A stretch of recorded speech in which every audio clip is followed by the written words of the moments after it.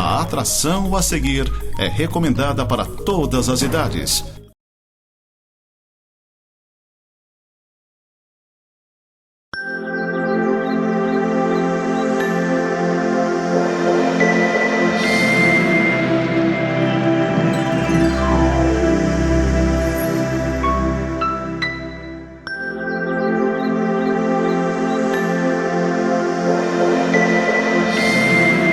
Graça e paz, queridos irmãos e irmãs, sejam bem-vindos a mais um programa Semeando para a Vida Eterna da Igreja Presbiteriana de Lages, que fica ali na rua Coronel Fausto de Souza 353, no centro, atrás do Seja.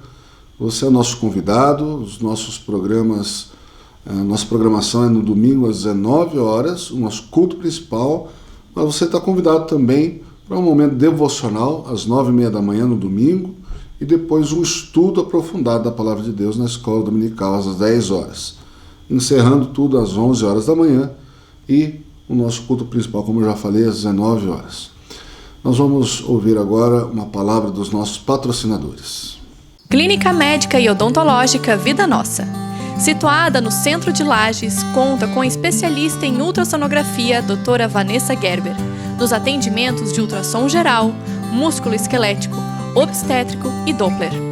E também com atendimento odontológico com o Dr. Fernando Gerber nos serviços de cirurgia, estética, prevenção, clínica geral e implantes. Clínica Vida Nossa, Rua Correia Pinto, número 638, Centro, em frente à Praça da Estátua do Correia Pinto.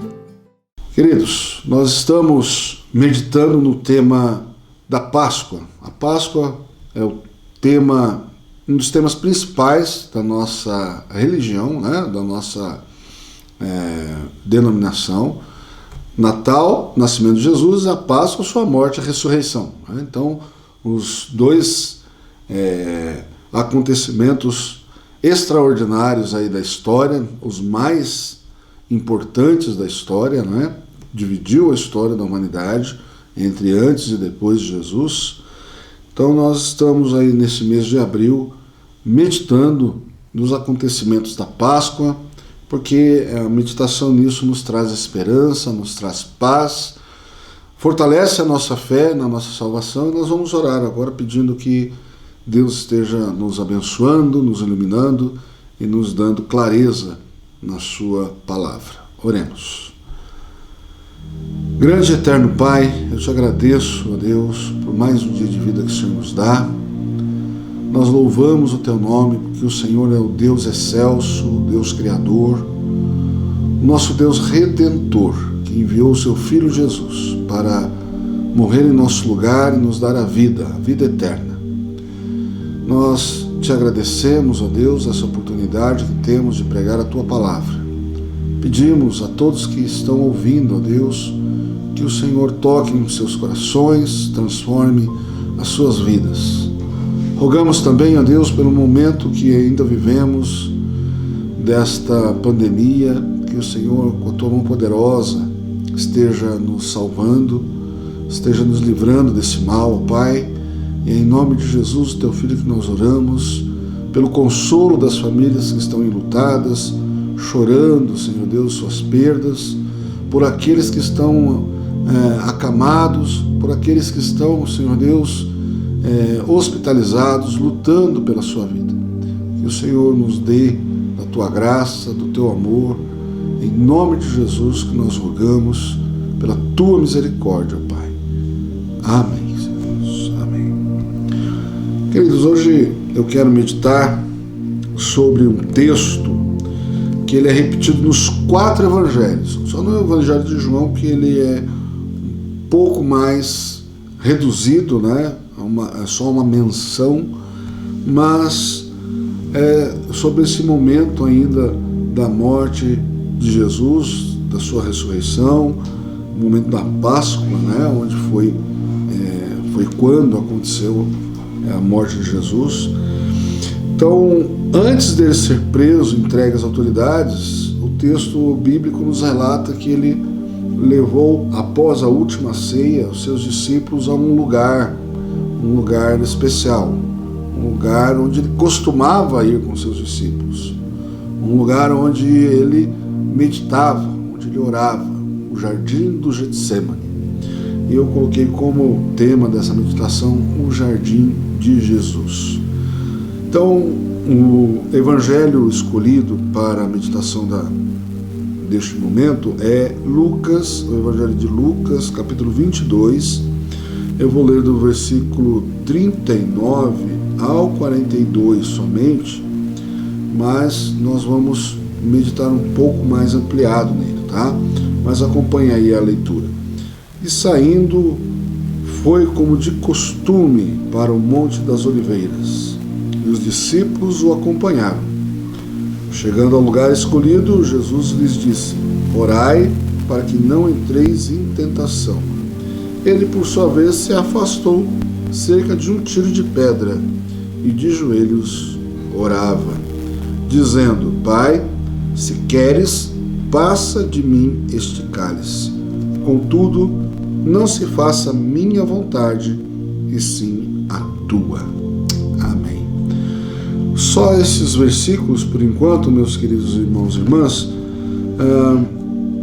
Eu coloquei esse tema, o Jardim de Jesus, porque narra esses últimos momentos de Jesus buscando a comunhão com o Pai nesse jardim. Ele vai ali orar, ele passa toda uma noite orando, e é interessante que o texto de Lucas ele faz uma inserção de uma observação que não tem em nenhum dos outros 3 evangelhos, que Jesus estava orando, estava clamando a Deus, e ele estava em agonia. Os versículos 43 e 44 vão dizer assim: então lhe apareceu um anjo do céu que o confortava, e estando em agonia, orava mais intensamente. E aconteceu que o seu suor se tornou como gotas de sangue caindo sobre a terra. Vamos lembrar aqui que o narrador, o evangelista Lucas, ele era alguém com conhecimento médico, ele era conhecido como um médico, Então ele sempre faz alguma observação nesse sentido, de tentar explicar, tentar pontuar algo que realmente faça alguma diferença naquele momento, Por exemplo, Lucas é o único que narra como foi a concepção de Jesus, Ele diz que o Espírito Santo envolveu Maria com a sua sombra, Ele se preocupa em explicar as coisas extraordinárias, mas de um ponto de vista analítico, até científico, da situação. Então essa narrativa que Lucas faz, ela é bastante interessante do ponto de vista conceitual do que aconteceu ali, e também bastante interessante sobre o aspecto do detalhismo, do que ele está falando, do que Jesus está pedindo em oração. João já não tem muito essa preocupação. Mateus vai dizer também ali sobre a oração de Jesus, mas Lucas ele faz essa pontuação de que essa agonia de Jesus era tão intensa que aconteceu um fenômeno que não é um fenômeno sobrenatural, ele é um fenômeno biológico, ele é um fenômeno extraordinário, ele não acontece com frequência, mas ele acontece com seres humanos, Então essa intensidade do sofrimento de Jesus fez com que os seus poros expelissem sangue. Se dá pela contração do corpo e estourando as glândulas ali capilares, e esse movimento acaba saindo sangue como fosse suor, Então Lucas explica esse momento. Então é uma grande intensidade de sofrimento, de dor, de tensão que o Senhor Jesus viveu. Mas o ponto aqui de ser o jardim de Jesus não é o sofrimento de Jesus somente. O ponto aqui é que era, em primeiro lugar, um lugar habitual. O texto começa dizendo: e saíram, foram como de costume para o Monte das Oliveiras. O evangelista João também faz essa observação que era um costume deles irem. Jesus levava os seus discípulos ali constantemente. Para quê? Para passear. É um jardim bonito, é um jardim, é um dos pontos, né, vamos dizer assim, de descanso, um ponto turístico. Era um lugar onde ele ia meditar. Ele levava os seus discípulos para ensiná-los e para orar, né? Então Jesus tinha o hábito da oração. E esse lugar habitual se tornou o refúgio dele, se tornou o ponto de referência. Então, como Jesus tinha o hábito de ir para lá orar, nada mais natural que no momento em que ele sentiu a necessidade, sentiu medo, o texto diz que ele sentiu medo, né? Todo o contexto também não poderia ser outro. Ele, como homem, apesar de ser um Deus, apesar de ser o Deus, né? Deus todo-poderoso também ali, mas o seu ser homem tinha ali suas preocupações, o seu medo, a tensão por tudo aquilo que ele iria passar, que ele já sabia que iria passar. Então, esse hábito de ter um lugar para orar se torna também nosso lugar de refúgio, né? E o segundo lugar que eu quero chamar a atenção, esse lugar de refúgio habitual, ele também era um lugar de solidão, é um lugar solitário, né?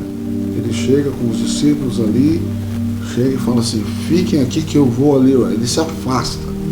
E aquele momento de afastamento é um momento de extrema intimidade com o Pai. Eu tinha colocado inicialmente um lugar de intimidade, mas essa intimidade é um dos fatores, né? É um dos fatores da gente buscar esse lugar diferenciado. Então, tem um livro que chama O Poder do Hábito, né? Os coaches gostam muito de falar isso, mas isso tudo tem uma razão, tem uma lógica. Quando você cria um hábito, esse hábito, na verdade, você só cria um novo hábito ou cria um hábito se aquilo te dá prazer. Você não cria um hábito com coisas que vão te penalizar, coisas que você vai sentir que você está se sacrificando. Ninguém gosta de se sacrificar. O hábito é criado quando você se sente recompensado por aquilo que você está fazendo, que aquilo te dá prazer. Então veja bem, a oração, ela é um hábito que tem que nos dar prazer. Por que nós oramos? Oramos só quando nós estamos em sofrimento, quando nós precisamos de alguma coisa. Perceba que isso vai criar uma fuga, não é? Na verdade, isso não nos vai criar um momento de prazer, de estar na presença de Deus. Vão ser sempre momentos de angústia, vão ser sempre momentos de expectativa, e muitas dessas expectativas são frustradas. Então nós, em vez de sentirmos prazer em conversar com Deus, nós começamos a criar barreiras para conversar com Deus, para orar a Deus, pedindo. Na verdade, o orar a Deus pedindo é o que a gente mais faz. O que a gente precisa criar o hábito é de buscar a Deus num relacionamento com Deus, derramar a nossa vida diante de Deus, ter um momento de confissão, de alívio das nossas dores, se tornar esse lugar de prazer habitual, um lugar que nós sempre vamos, temos vontade de ir, mesmo que esteja tudo maravilhosamente bem. É aí que nós começamos a criar um hábito bom de buscar a Deus em oração, não porque nós nos sentimos culpados, não porque nós estamos precisando de alguma coisa, mas porque nós queremos estar com Deus, queremos nos relacionar com Deus. E é interessante essas histórias de oração, de homens de oração, algumas nos dão muitas lições, né? A questão da reverência que a gente vai falar aqui. Eu ouvi uma história uma vez que um pastor, ele acordava 3 horas da manhã e para orar, só que antes de orar ele ia se arrumar, ele colocava o terno. Daí, né, o pessoal perguntava, mas por que você coloca terno para orar 3 horas da manhã, se é só você e Deus? Eu falei assim, porque eu estou na presença do Criador do Universo. Uma sensibilidade de importância, de realidade, de que está sim diante do Deus Todo-Poderoso. Quando nós vemos os encontros dos homens de Deus na própria Bíblia, quando nós nos damos conta da presença de Deus, é impossível nós continuarmos do mesmo jeito. É impossível nós conseguirmos continuar em cima das nossas próprias pernas. Todas as experiências extraordinárias de presença de Deus sempre foram seguidas de uma reverência, de uma certeza de inadequação diante de quem nós estamos, não é? Você já percebeu se chega alguém importante, você, eu não estou bem arrumado, né? Chega alguém importante que você admira e você não está bem arrumado, o que você quer fazer? Você quer se arrumar, quer se pentear, quer se apresentar bem para aquela pessoa. Muitas vezes a gente não tem essa noção de quem Deus é. Estamos na presença do Criador do Universo, daquele que nos ama a ponto de entregar o seu Filho para morrer por nós. Esse lugar, Jesus chamou também de um lugar de solitude. O que é solitude? Né? Não é somente solidão. Solitude é quietude. É você separar um lugar que lhe dê o prazer de você poder ficar em silêncio na presença de Deus. Jesus falou, se você for orar, quando você for orar, vá para o seu quarto, feche a sua porta, que o teu Pai que te vê em secreto te recompensará. É uma experiência de intimidade com Deus. É uma experiência de solitude. E essa solitude nos capacita a abrir o nosso coração diante de Deus. Tem gente que acha que Deus não nos conhece, que a gente pode enganar Deus, que podemos fazer propostas a Deus, que Ele não sabe quais são as nossas intenções, não é? Eu vejo muito isso, é muito engraçado, né? Às vezes as pessoas brincam, mas no fundo de toda brincadeira tem uma verdade, né? Falam assim, se eu ganhar na Mega Sena eu vou doar metade para a igreja. Está negociando com Deus, na verdade você quer ganhar na Mega Sena, não quer dar metade para a igreja, não é? E olha lá se ganhar, se vai dar mesmo. Deus conhece. A gente acha que Deus não conhece os nossos pecados, que a gente tem que falar para Ele conhecer. Não, Ele conhece cada um dos nossos pecados. Ele quer que nós confessemos, porque isso também é terapêutico para nós. Verbalizarmos aquilo que está nos matando, que está nos consumindo. Davi diz no seu Salmo 32, enquanto eu calei os meus pecados, os meus ossos secaram. Eu envelheci. Minha alma tem sede de ti. Então tudo isso são enganos que muitas vezes nós carregamos e queremos nos apresentar diante de Deus com capas, com máscaras. Mas Deus nos conhece. E conhece como uma sonda, né? Sonda, meu Deus, conhece o meu coração, né? É o pedido de Davi também nos Salmos. Queridos, o Salmo 25:14 também vai dizer assim: a intimidade do Senhor é para os que o temem. E essa intimidade, ao invés dela causar dores e trazer filhos, como disse Jânio Quadros certa vez, né? A intimidade traz dores e filhos. Essa intimidade traz dores, não vai trazer filhos, mas vai trazer dores, mas ela vai trazer também reverência. Estamos diante do Criador do Universo.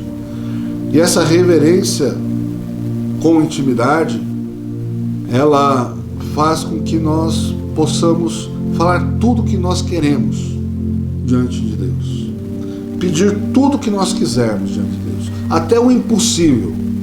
Sabia que você pode pedir o impossível para Deus? Porque para Deus todas as coisas são possíveis. Para Deus não há impossíveis. A palavra dele diz isso. Mas a oração de Jesus era condicional. Se quiseres, podes me afastar desse cálice. Ou afasta de mim esse cálice, como diz em outros evangelhos. Porém, mas, contudo, entretanto, faça-se a tua vontade. Que intimidade gostosa com Deus nesse momento de Jesus. Que liberdade, que confiança, que fé em que Deus é bom, dizendo, faça-se, o que eu quero é isso, mas faça-se a tua vontade, porque Jesus sabe que a vontade de Deus é boa, perfeita e agradável. Ah, se nós confiássemos em Deus como Jesus confiou. Ele confiou e foi honrado. Ele morreu, mas venceu a morte. Para vencer a morte ele tinha que morrer. E ele venceu a morte, ao terceiro dia ressurgiu. Para nós, criaturas, é muito difícil entender certas coisas. E, em terceiro e último lugar, esse lugar que Jesus escolheu, esse jardim de oração, o jardim onde Jesus foi orar a sua última noite de vida, é uma luta, é um lugar de luta. Nosso inimigo muitas vezes pode ser nós mesmos. E como Jesus orou pedindo que aquilo que ele queria era aquilo que ele desejava que acontecesse, se livrar da dor, se livrar da morte, mas ele confiou em Deus. Jesus lutou contra tudo e contra todos, venceu a morte morrendo no nosso lugar. Ele tinha uma intimidade com Deus muito além, transcendental, não é? Mas mantinha hábitos visíveis, palpáveis, como um lugar de oração. Foi o lugar para onde ele foi depois da última ceia, o lugar para onde ele se dirigiu na hora de agonia, o lugar onde ele teve intimidade com o Pai, prazer com o Pai, mas também chorou diante do Pai, lágrimas que se tornaram sangue. Então, queridos irmãos e irmãs, meus queridos ouvintes, busque um lugar de oração, não somente para chorar, mas para ser o seu lugar de intimidade com Deus, que na hora da sua agonia Ele vai te responder de acordo com a santa e bendita vontade dele. Deus te abençoe, abençoe a sua família, que te dê paz, derrame a sua graça, em nome de Jesus. Amém.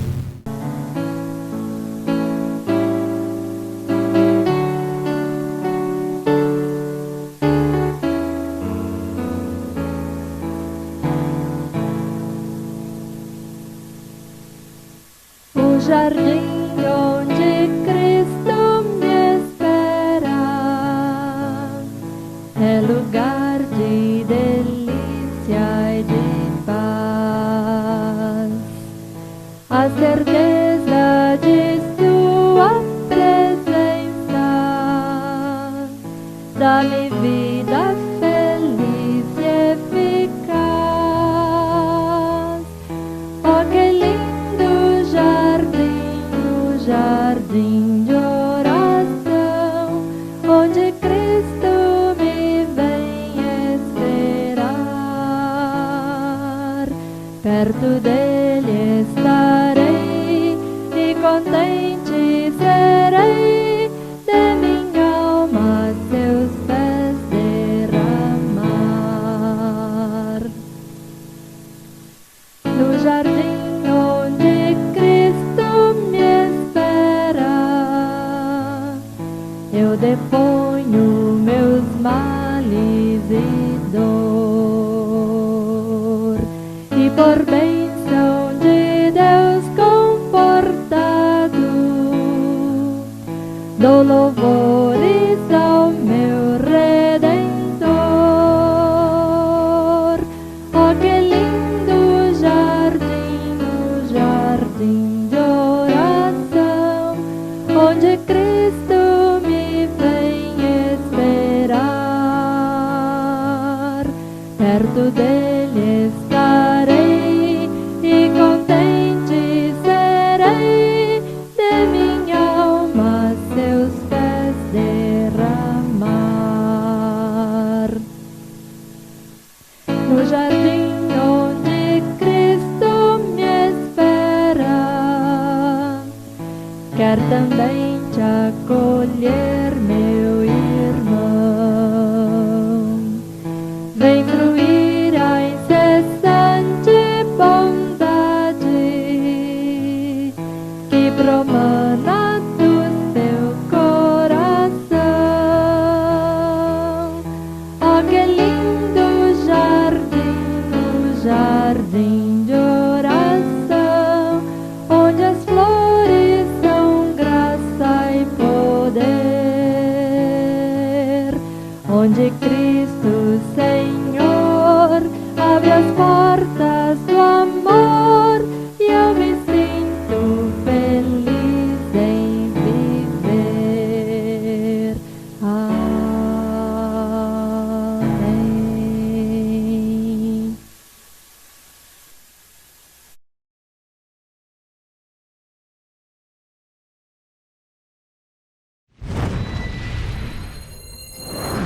Do